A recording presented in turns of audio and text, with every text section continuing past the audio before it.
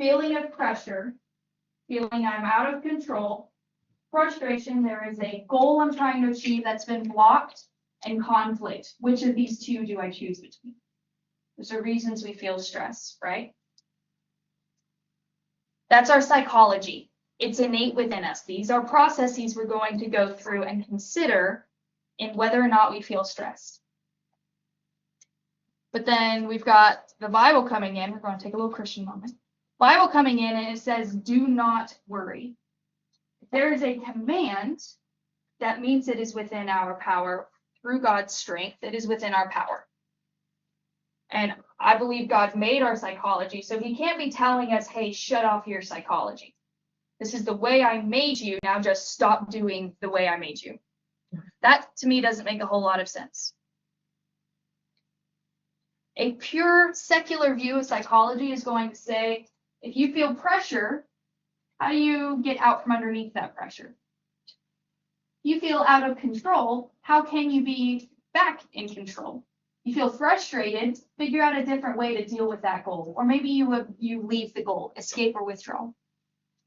Conflict, make a decision and go with it. That would be a secular approach. And I don't think there's anything wrong with that. There is also a Christian approach. Pressure, it's an external source saying, hey, you need to accomplish this by this amount of time. You need to behave in this way. It's a sense of identity. Am I good enough or not?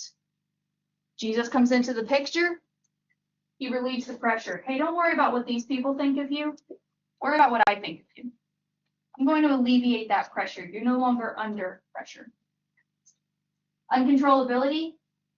Secular psychology says Bible says, no, you're not in control, but I am. You don't have to be stressed because I'm in control right now. Can you trust me? Frustration. I got this goal or I have a need. I feel like I have to pass this course. God says, well, maybe that's not my plan. Can you trust me that if you are blocked from a goal, that it's for my reasons and my purpose? Or that if I really think you need to accomplish this, that I'm going to make a way for you to do so? Can you trust me to do that? Conflict, which one do I choose? I don't know which one is right. God says, I have a plan for you, plans for good and not to harm, plans to prosper you. And number 2, God redeems broken situations. So we can seek his will about which choice, and sometimes whether God has a choice and we made the other one, or maybe he says, I just need you to take a step and I'm going to guide where your foot goes. I just need you to move and I'm going to make it good. He redeems the situation. What I think is super, super cool about this, it's a total reversal about how we think about stress. Because everything from a pure psychological perspective is saying, hey, how do I put you back in the driver's seat? From a Christian perspective, by letting go of the reins, it's actually releasing our stress if we do so consciously and willingly. And that's a daily occurrence. I'm going to give you one example because it sounds easier than it really is. You might have figured out I'm a high achiever. I'm doing a PhD right now while teaching. That's kind of a lot. And I'm like, to be a faculty member in a university, you kind of are trying to get to the top, right? Well, you also know I've got migraines. In my, I had just finished, I was in the process of finishing my last year of classes in Florida for my PhD. I got my master's degree. I was in the last set of classes for my PhD, and I got one migraine that didn't break for 3 months.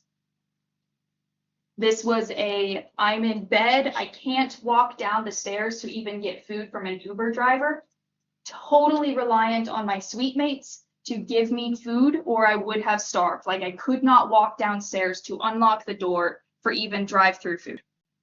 Totally helpless. There was a frustration. God, I feel like I need to actually be able to do something. I can't even take care of my basic needs right now. I can't, let alone doing my classes and my projects. I valued attendance. I valued doing my work. I physically could not do it. I couldn't look at a screen because the lights hurt too much and would make me sick. 3 months of this. I can't control it. I can't control when that migraine's going to stop. Went to the doctor, was taking steroids, taking a whole bunch of medicine to try to make it stop. It wasn't stopping. Pressure, I had pressure on myself about how I needed to go through it. Here's the thing that I learned, and I'm still learning it, but here's one thing I took away from that situation. If God wanted me to finish that PhD, he would make a way. And if I wasn't supposed to finish that semester, then that wasn't on me to try to force it. Totally changed my entire view of what I'm trying to accomplish. I'm still a high achiever. I still want to do really well. But now my prayer is not, God, let me finish this task. Now my prayer is, God, if this is a task I need to accomplish, this is on my to-do list. But I trust that if I need to do everything on this to-do list, that you're going to help me to do so. And if I don't finish it, that's okay. Because I trust you. It's something I'm still doing literally every day. And that doesn't mean I go off and I'm watching Netflix all day long and I say, well, God, if I need to accomplish these tasks, I know you're going to help me do so. No, you still got to take a step, and he's going to guide where your foot goes. I think this is beautiful. This is what I mean by studying psychology, we see the image of God. And how does he address some of our shortcomings? When he says, do not worry, that's actually possible because he already solved it. It's just up to us to try to let go of that, try to let go of those things.